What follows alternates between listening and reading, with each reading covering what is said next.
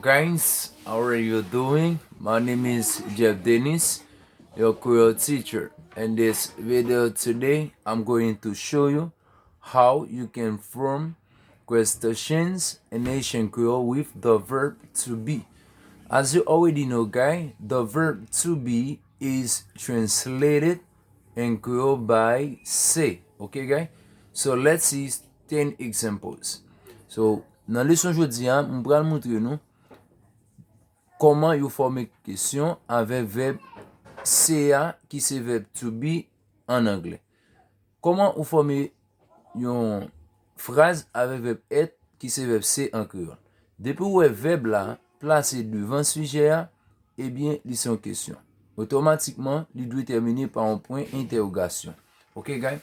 Let's see the example 1. The example 1, Jeff is a boy.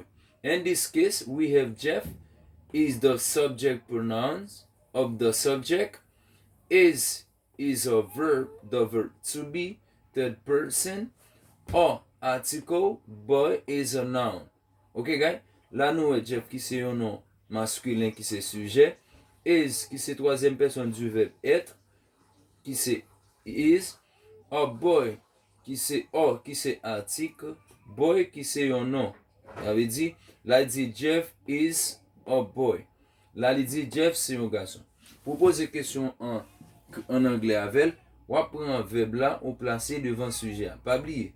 Sujet a gen doit yon personne, yon nom chose ou bien yon place. For example, the subject can be a person, a place, or animal. Depends the subject it is. Okay, guys? You see the verb to be in the third person, or is an article, boy is a noun. Why not, guys? Let me translate for you in Creole. Jeff c'est un garçon. Okay, these are affirmative statement. The questions statement is Jeff a boy? L'allemand dit, est-ce que Jeff c'est un garçon? Et ça, il traduit tout par est-ce que. L'MDK dit est-ce que. Est-ce qu'elles sont filles? Est-ce qu'elles sont garçons? Là, il dit Jeff is a boy. Jeff c'est un garçon. Is Jeff a boy? Là, on dit est-ce que Jeff c'est un garçon? La nouvelle terminée par un point interrogation. Number 2. She is beautiful. Not beautiful. She is beautiful. Il dit là, li belle. She a remplacé un nom féminin. Et comme ça me dit, darling is beautiful. Why not, guys? Let me ask a questions if she is beautiful. The question is she beautiful? Is she beautiful? In this case, guys, you see the verb placed in front of the subject. Okay, guys? Is she beautiful? Number 3.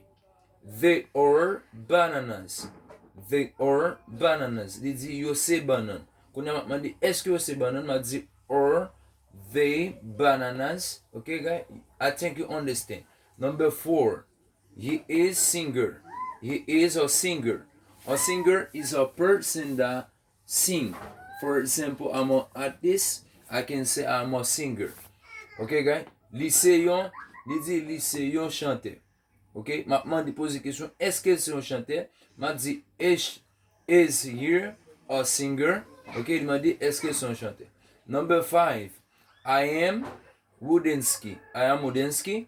Je suis Wudensky, ou bien moi c'est Wudensky. Quand il m'a posé ma question, est-ce que c'est Wudensky? M'a dit, am I Wudensky? Ok, guys? You see the verb placed in front of the subject pronouns. Number 6. We are students. We are students. Il a dit nous c'est étudiants. Les nous oui, les ça vous parler de tête ou tout. Là il m'a dit nous sommes des étudiants. OK? Question dit are we students? Are we students? Il m'a dit est-ce que nous c'est étudiants? OK, guys? Number 7. You are a teacher. Il lui a dit où c'est un professeur. On a demandé est-ce que ou son professeur. Il m'a dit are you a teacher? Number 8. It is a cat. It is a cat. Il dit c'est un chat. Quand on dit est-ce que c'est un chat? Il m'a dit is it a cat? Is it a cat? Number 9. It isn't. It isn't signifie li pas un chien. Ok? It isn't a dog. Ok? et qu'on y a m'a posé question, m'a dit, est-ce qu'elle pas ton chien? Est-ce qu'elle t'est un chien? Est-ce qu'elle pas ton chien tout? M'a dit, isn't it a dog? Isn't it a dog? Parfois, tout nous capable de poser une question à la forme négative. Number 10, il dit, he is happy. He is happy. Il veut dire, li content. Ou bien li heureux tout. On va dire, is he happy? Okay, guys, est-ce que li content? I think, guys, you understand them. Guys, if you would like to see more videos, don't forget to subscribe and leave a comment and also share, guys. And next video, guys, I will make a difference for you between students and pupils. Okay, guys, thank guys for being watching me. Don't forget to give me a thumbs up and also share the video. Thanks, guys. Thanks a lot.